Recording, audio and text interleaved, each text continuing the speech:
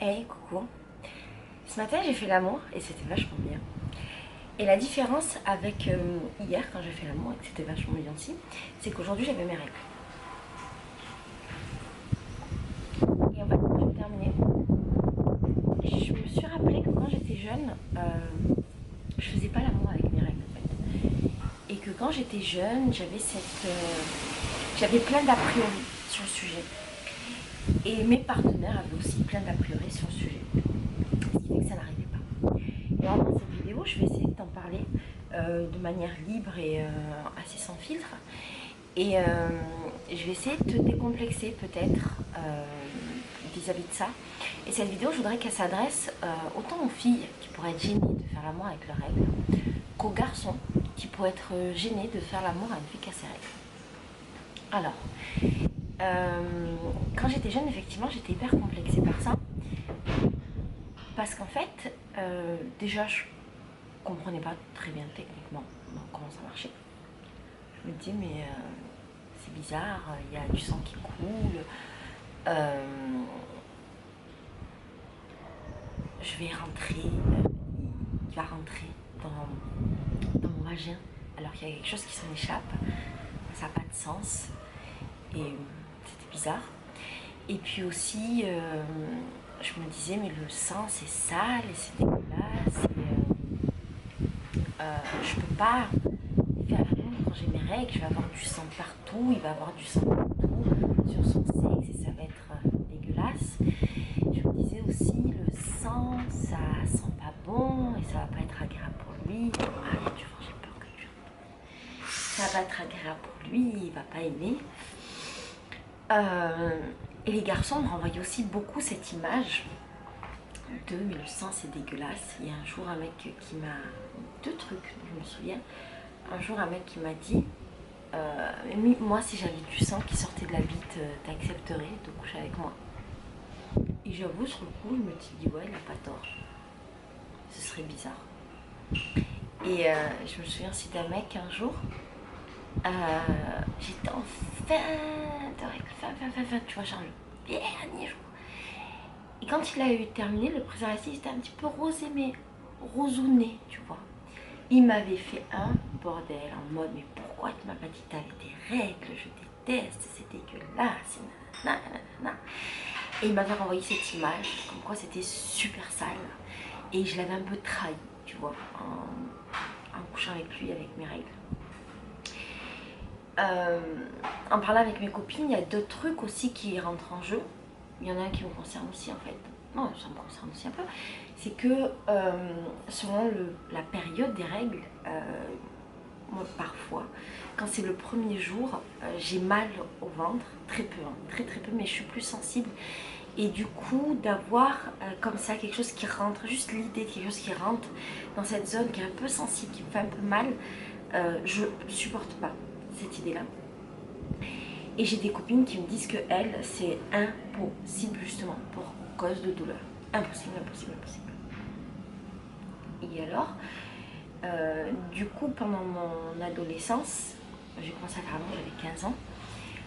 Du coup, pendant mon adolescence, je me rappelle pas une seule fois avoir fait l'amour en ayant mes règles. Et je me rappelle de plein de situations d'adolescents, même d'adolescentes et même de jeunes femmes, de calculer mes règles par rapport au rendez-vous que j'avais avec mes mecs. À l'époque où je prenais la pilule, je faisais n'importe quoi. Je calculais mes pilules et je l'arrêtais plus ou moins pour provoquer mes règles par rapport aux dates où je devais voir mes mecs, où je devais voir mon mec. À un moment, j'avais une relation à distance et voilà, j'arrêtais pile pour que quand ils viennent, je sois disponible pour faire l'amour. Et c'était problématique. Et je me souviens que jusqu'à pas longtemps, j'avais honte de dire au mec que j'avais mes règles. Jusqu'à pas longtemps. J'étais mariée pendant 8 ans, donc ça compte pour du beurre, tu vois. C'est une période différente, donc je vais te parler après. Mais même dans mes... Pas trop, en fait. J'ai pas eu trop d'histoire après avoir été mariée avant le Brésil. Pas eu d'histoire, d'ailleurs. Mais disons jusqu'à que je sois mariée. Mais j'avais une vie sexuelle très active. Et ben j'avais assez honte en fait d'aborder le sujet avec les mecs. J'avais assez honte. Et je sais pas, j'osais pas dire que j'étais en fin de règle, j'osais pas dire que j'avais mes règles, je sais pas, alors j'inventais des excuses, et oh mon dieu, et c'était dur de dire que j'avais mes règles comme si c'était un truc sale, honteux et machin, tu vois, je disais pas. Et quand j'ai été mariée, en fait, j'ai été vachement décomplexée par rapport à ça parce que mon mari s'en foutait complètement que j'ai mes règles ou pas pour qu'on fasse l'amour. Mais tu me forces. Et je me souviens avoir été assez choquée par ça. Et je m'étais dit, mais en fait c'est parce qu'on est mariés. Il se permet, machin. J'avais déjà fait l'amour, hein, 2-3 fois peut-être dans ma vie, sans mes règles, avec des mecs avec qui j'étais restée longtemps. Mais c'était genre hyper exceptionnel. Vraiment exceptionnel. Et donc, ouais, je me disais, oui, c'est mon mari, c'est normal. Et je m'étais rendu compte d'ailleurs, à cette période de ma vie, en étant mariée, en connaissant un peu plus mon corps, en étant plus grande, que étonnamment, soit un petit peu avant mes règles, soit premier jour de mes règles, c'était là où j'avais le plus de tension sexuelle, plus d'excitation, plus d'envie. Et c'était terrible parce que avant d'être mariée, j'avais envie de faire l'amour, mais je ne pouvais pas parce que j'avais mes règles. Et je suis arrivée au Brésil. Et en fait, au Brésil, ça a changé pas mal de choses pour moi parce que je me souviens d'une fois, je couchais avec un mec, qui était un mec avec qui je couchais régulièrement. Et au moment où on était en train de faire l'amour, et on était en levrette, et à un moment donné, il fait un truc bizarre, il commence à me parler en portugais, il se passait un truc, mais je comprenais pas son délire. Et il se passait ce truc là, je comprenais pas, il parlait il parle en anglais, je comprends pas, et il sort sa main comme ça, il sécurise, je sais pas quoi, sa main, et je vois sa main remplie de sang. Et pour moi, mon Dieu, c'était terrible. Ça m'a rappelé l'histoire d'une de mes meilleures amies qui un jour avait couché avec un mec qu'elle venait de rencontrer. Et pendant qu'elle a couché avec lui, ça lui a provoqué ses règles. Et que ça a été genre l'humiliation suprême de sa vie. Et quand elle nous a raconté ça, on était jeunes, c'était l'humiliation suprême de sa vie. Et dans ma tête, c'est resté comme, mon Dieu, il ne faut jamais que ça m'arrive. Je suis désolée si tu entends le vent. Il ne faut jamais que ça m'arrive. C'était le truc terrible. Et ça m'arrive. Mais j'étais grande, j'avais 33 ans, ou 32, j'étais grande quand même. J'avais tellement honte. Et je me suis levée et j'ai dit, ah désolée, pardon. Et lui était complètement détente. Et en fait, il était en panique avant parce qu'il avait provoqué mes règles et qu'une tonne de sang était tombée d'un coup et qu'il avait réussi à mettre sa main comme ça et qu'il y en avait partout sur le lit. Et il était plus paniqué par la situation elle-même, c'est-à-dire son lit qu'il fallait vite qu'on court. Et en plus c'était ça, il fallait vite qu'on court. J'ai pris son drap, j'ai été nettoyée, j'ai frotté son drap, j'avais honte, j'ai mis dans la machine à laver, je lui dis pardon. Hein. Il était plus paniqué par cette situation-là que par rapport au fait que j'avais mes règles et lui il voulait juste terminer, qu'on fasse l'amour, c'était pas du tout un problème. Et pour moi ça a été super bizarre, parce que je me suis dit putain, ah ouais, ok. Et après au Brésil, souvent, parce que j'avais une vie sexuelle plutôt active et que je faisais l'amour vachement souvent, j'étais souvent confrontée à ce truc là de je fais l'amour un peu au début de mes règles, un peu à la fin de mes règles, un peu au milieu de mes règles, avec un mec que je connais plus ou moins, c'est-à-dire un mec que je peux avoir rencontré la veille, ou un mec avec qui j'ai l'habitude de coucher parce que c'est un de mes mecs, tu vois. Et petit à petit, je me suis vachement détendue par rapport à ça parce que d'une part, jamais aucun mec ne m'a parlé de cette aversion pour la période des règles. Et puis aussi, chaque fois que je tentouillais, parce que j'étais plus vieille et parce que à mon âge, je m'en fous un petit peu du regard des gens et du regard des mecs. Et si le mec n'aime pas trop que j'ai mes règles, je suis un peu plus détendue, mais comparé à quand j'étais jeune. Et du coup, j'osais plus ici faire l'amour alors que j'avais un tout petit peu mes règles. Mais genre, juste un petit filet, tu vois, une couleur de règles. Et alors j'ai tâtonné, j'ai essayé, je me suis rendu compte que les mecs s'en foutaient royalement. Mais quand je dis royalement, c'est un royalement... Et quand je leur disais de temps en temps, parce que voilà, j'avais ce truc là un petit peu aussi au début d'avoir honte de le dire, genre j'assumais de le faire, en mode je m'en balèque, je suis une guerrière, je fais l'amour avec mes règles, et alors? Mais j'assumais pas forcément d'en parler. Et après j'ai commencé à en parler, de dire ah désolé j'ai mes règles. Et 100% des mecs, 100%, et j'ai eu beaucoup de mecs au Brésil. Si tu connais pas ma vie amoureuse et sexuelle, tu as une série de 15 vidéos sans filtre sur ma chaîne, c'est une playlist qui raconte ma vie amoureuse et sexuelle ici au Brésil. Et 100% des mecs soit étaient choqués, interrogés par ma question du genre mais pourquoi tu me dis ça? C'est quoi le rapport? Je comprends pas. Soit, en même temps, et en vrai, on avait rien à foutre. Mais quand je dis rien à foutre, c'est réellement un rien à foutre intergalactique. Genre. Et j'ai discuté avec des Brésiliens. Et les Brésiliens s'en foutent royalement. C'est une exception quand tu es un Brésilien. Alors après, je connais pas tous les Brésiliens de la Terre. Mon expérience, c'est mon expérience dans le monde que je fréquente, c'est mon expérience à Rio. Mais j'ai discuté beaucoup après avec les mecs que je fréquentais, qui viennent de milieux différents. Par exemple, mon mec est un mec de favela, c'est un favelado. J'ai fréquenté avec des mecs qui étaient plus de milieux aisés, des mecs qui étaient plus de moyenne classe, bobo, machin. Des mecs qui étaient de toutes les couleurs, parce qu'ici les gens se distinguent par couleur, par classe, par machin. J'ai discuté avec plein de styles de gens. Et j'ai discuté avec des meufs, plein de styles de meufs. Et on m'a toujours répondu la même chose. J'ai jamais eu une réponse inverse qui est on s'en fout, c'est pas grave, pourquoi? Et Léandre m'a fait rire parce qu'il m'a dit mais Laetitia, si je te rencontre ce soir et qu'on fait l'amour ce soir, parce que c'est très normal, en tout cas quand même. Je recontextualise toujours Rio, le monde que je fréquente, mais j'aime bien. Je suis même en dehors du monde que je fréquente, parce que Léandre n'est pas non plus du monde que je fréquente. Non, c'est pas le monde que je fréquente, c'est Rio. C'est très normal à Rio de faire l'amour la première nuit, c'est pas du tout tabou et au contraire, c'est un peu comme ça qu'on se rencontre. Et donc Léandre m'a dit mais peut-être ce sera ma seule occasion de coucher avec toi. Je m'en fous royalement que tu t'aies règles. Ça ne change rien du tout à ma vie. Et alors ici, ça m'a complètement décomplexé de faire l'amour avec mes règles.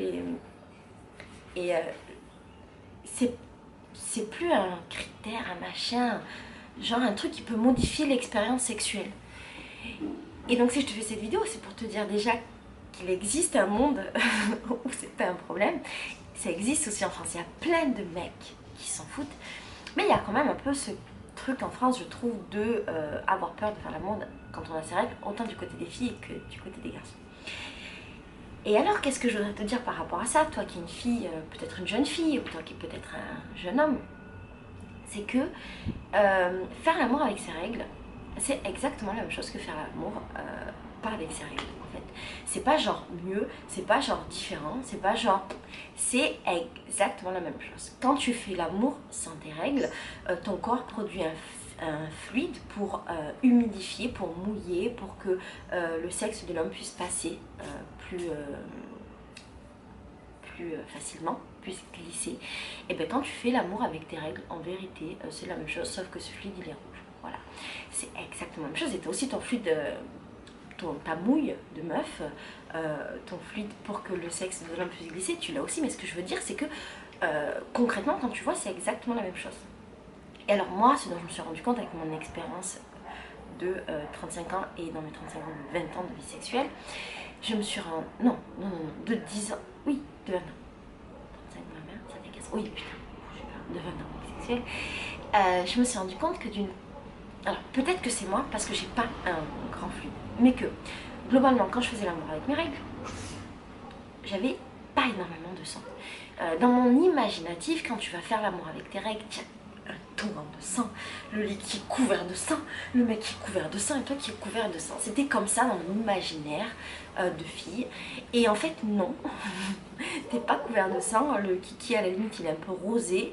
À la limite, il est un peu plus rosé sur le contour là du kiki parce qu'avec les fluides, ils viennent un peu sur le haut, tu vois, du kiki.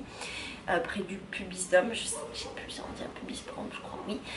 À la limite, oui, un petit peu.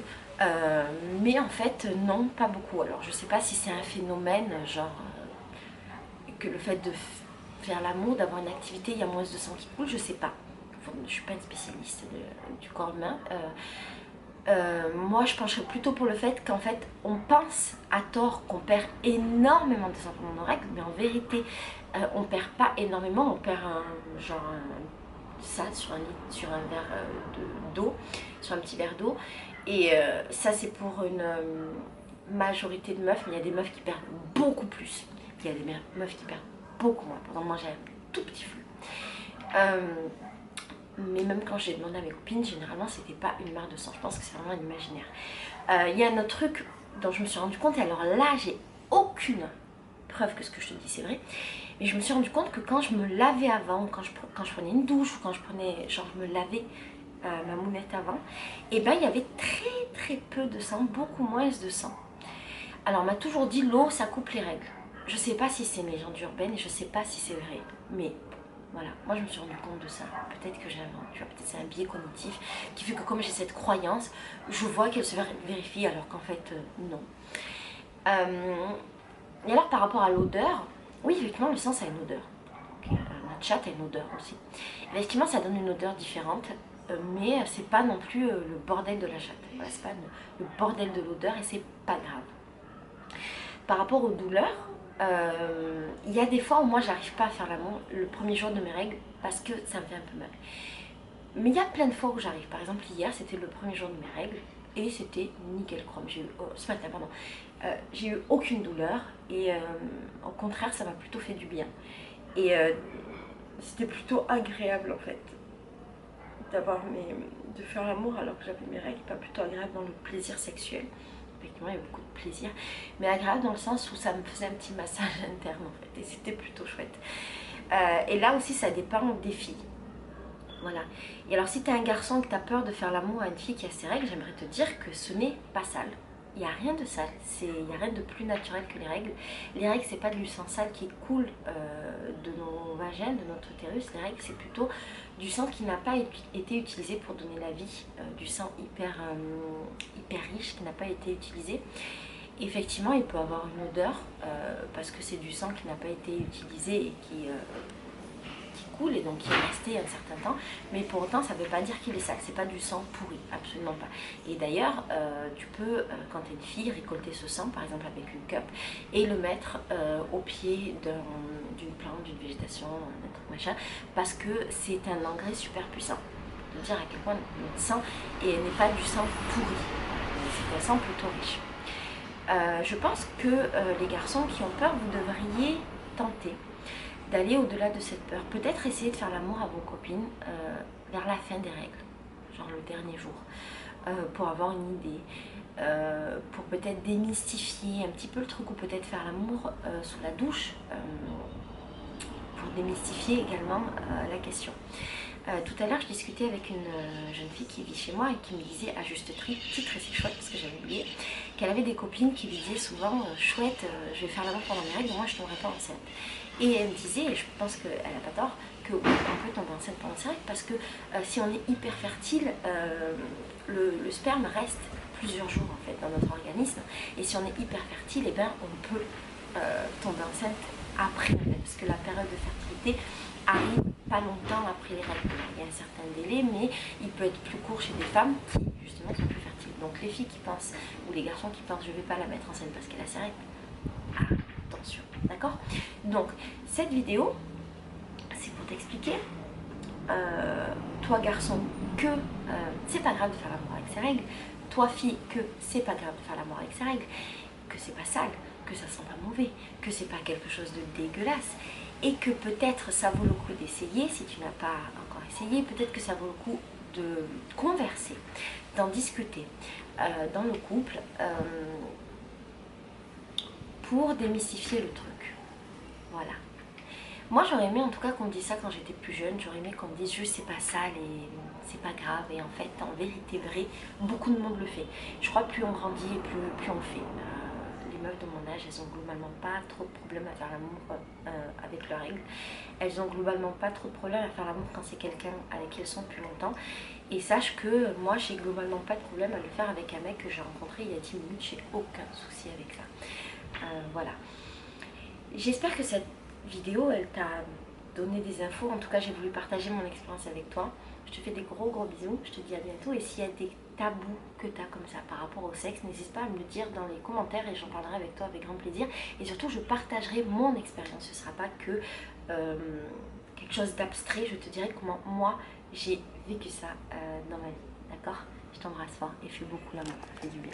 Ciao, ça rend la main.